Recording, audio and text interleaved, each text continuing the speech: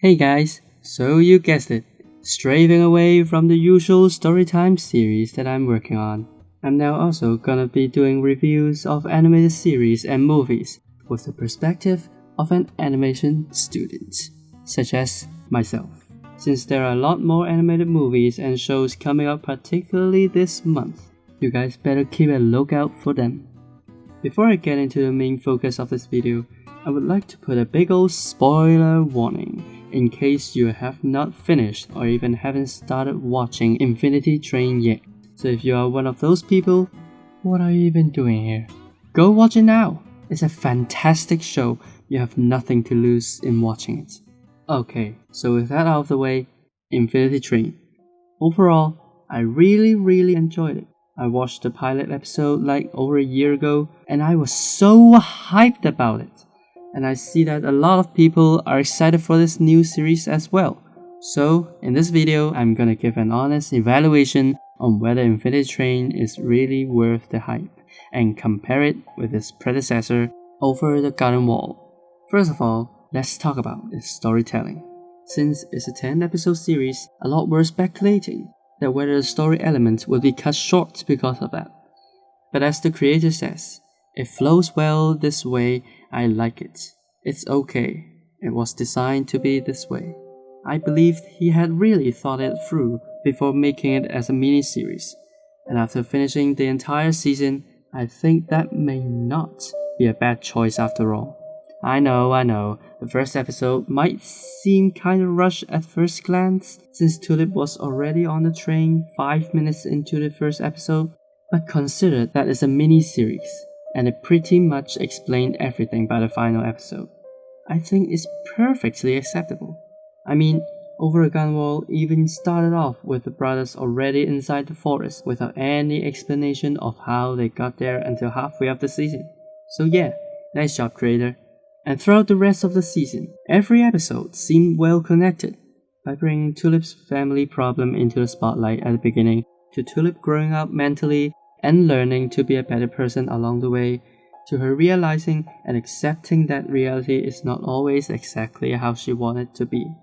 Every episode is rich with content developing the characters and the story, and none of it felt time wasting.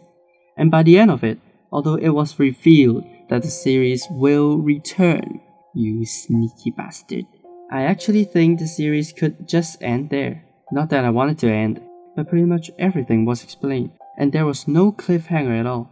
Maybe the next season would be about the cat or Amelia or even the other passengers. But what I want to say is that it ended really well, which to be honest, is kinda a rare trait in cartoon these days. Now, in terms of graphics, I really like that it takes references from Over the Garden Wall and painted the background with acrylic, which helps the characters stand out, while maintaining some degree of interactions with the background from time to time. This helps a lot in making the characters feel attached to the environment. As for the character designs, they honestly look pretty decent. I mean, yes, the ideas are not particularly innovative. Atticus is just a corgi, and the cat is just a cat. But the design of other characters like the ditto face of Randall and the creepy expressionist appearance of the no-face tentacle robot really brings out their personalities and it helps differentiate them from other characters. Literally every single one of them are as memorable as the others, just because of their distinct and unique characteristics. For its musical choice, I know I'm not an expert on this matter, but all I can say is the main theme is very catchy and appropriate to the general atmosphere of the story. The other music played throughout the episode didn't stand out too much and blends in nicely with the plot itself, acting as a supporting role to the events happening. Really enhances the atmosphere without overtaking the story. As for the message behind the story, saying that reality is not always what we want it to be, and that sometimes we can only accept it and make the best out of it, I think this is a pretty good lesson, not just for kids, but for all of us. And the fact that the show brought up the topic of parents getting divorced was a pretty bold but good move for a show that's aired on a children's network.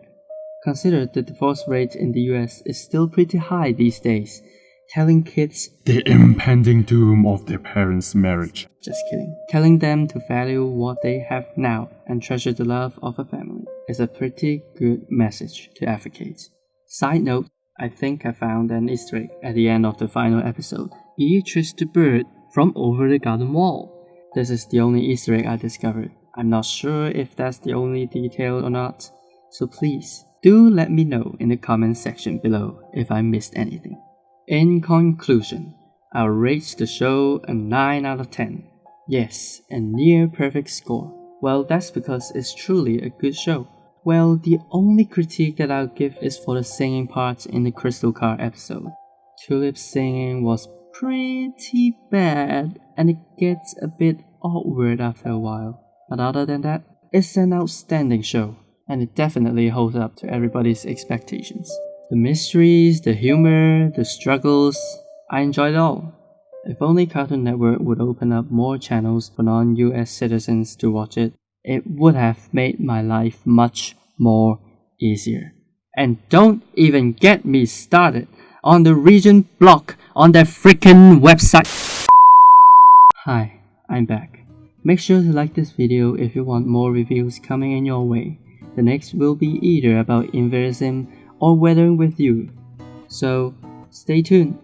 I'll see you in the next video. Bye!